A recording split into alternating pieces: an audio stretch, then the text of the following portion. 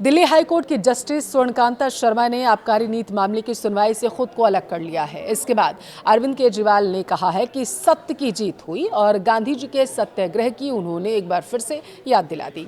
अब सवाल ये है कि ऐसा क्या हुआ कि एक जज ने खुद को किसी केस से सुनवाई से ही अलग कर लिया और इस पूरे मामले पर अरविंद केजरीवाल इतने खुश क्यों नजर आ रहे हैं।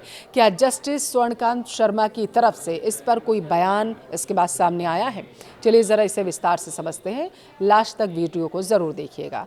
नमस्कार, आपके साथ मैं पल्लवी रविंद्र सिंह। देखिए, दिल्ली शराब नीति मामले में दिल्ली हाईकोर्ट की जस्टिस स्वर्णकांता शर्मा ने आम आदमी पार्टी के संयोजक अरविंद केजरीवाल को जमकर सुनाते हुए अवमानना कार्यवाही शुरू करने का आदेश दिया। वहीं दूसरी तरफ उन्होंने खुद को मुख्य शराब नीति केस की सुनवाई से पूरी तरीके से अलग करने का फैसला भी कर लिया। हालांकि कोर्ट ने स्पष्ट किया है कि अवमानना मामले की सुनवाई वहीं करेंगी। सुनवाई के दौरान अदालत का रुख बेहद सख्त नजर आया। जस्टिस शर्मा ने खुलकर कहा कि उनके चुप रहने का मतलब होगा कि उनके मन में डर है, जो उन्हें डराने की कोशिश की जा रही थी। तो उन्होंने कहा कि मैं डरने वाली नहीं हूं।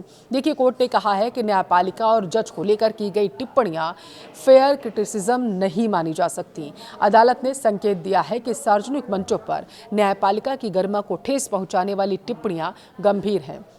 वायरल वीडियो पर जस्टिस शर्मा क्या बोली हैं वो आपको बताते हैं।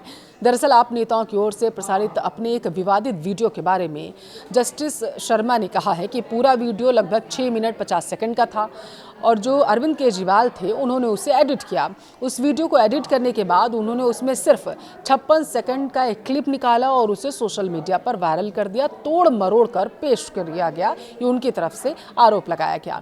उन्होंने इस क्लिप को क्रॉप किया है और सिर्फ वही हिस्सा दिखाया जहां से वे कह रहे थे। ये जस्टिस की तरफ से कहा गया, जस्टिस शर्मा की तरफ से। अब उन्होंने सुनवाई क्यों छोड़ी है, आपको वो बताते हैं।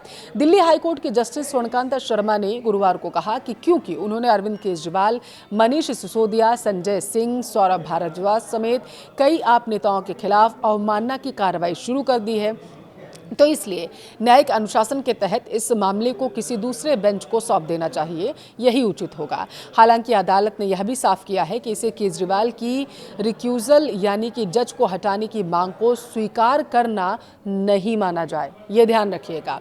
जस्टिस शर्मा ने आप नेताओं के खिलाफ कथित रूप से सोशल मीडिया पर अदालत और जज के खिलाफ अपमानजनक और मानहानिकारक सामग्री फैलाने को लेकर अवमानना की कार्रवाई शुरू की।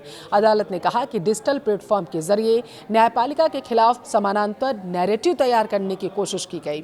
सुनवाई के दौरान जस्टिस शर्मा ने कहा कि उनके परिवार को भी निशाना बनाया गया और एडिटेड वीडियो के जरिए बदनाम करने की कोशिश हो रही है।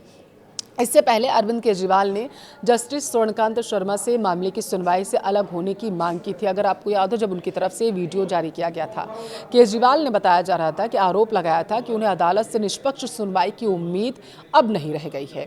उन्होंने ये भी कहा था कि वे अब इस मामले में जस्टिस शर्मा की अदालत में पेश भी नहीं होंगे। आपको अगर याद हो तो मनीष सिसोदिया ने भी इसी तरीके की चिंता जताते हुए अदालत में पेश होने से इनकार कर दिया था और इसके बाद दोनों नेताओं ने राजघाट जाकर गांधी जी के सत्याग्रह के रास्ते पर चलने की बात कही थी। हालांकि अप्रैल में जस्टिस शर्मा ने केजरीवाल की याचिका खारिज करते हुए कहा था कि उनके खिलाफ लगाए गए आरोपों को साबित करने के लिए कोई ठोस सामग्री नहीं है। उन्होंने कहा था कि किसी व्यक्ति के मन में मौजूद आशंका मात्र जज के हटने का आधार नहीं हो सकती। आबकारी नीति मामले में अब तक क्या आरोप रहा, आपको वो बताते हैं। दिल्ली आबकारी नीति मामले में अरविंद केजरीवाल, मनीष सिसोदिया समेत कई आप नेताओं पर कथित अनियमितताओं और भ्रष्टाचार का आरोप लगा था। मामले की जांच सीबीआई और ईडी कर रही है।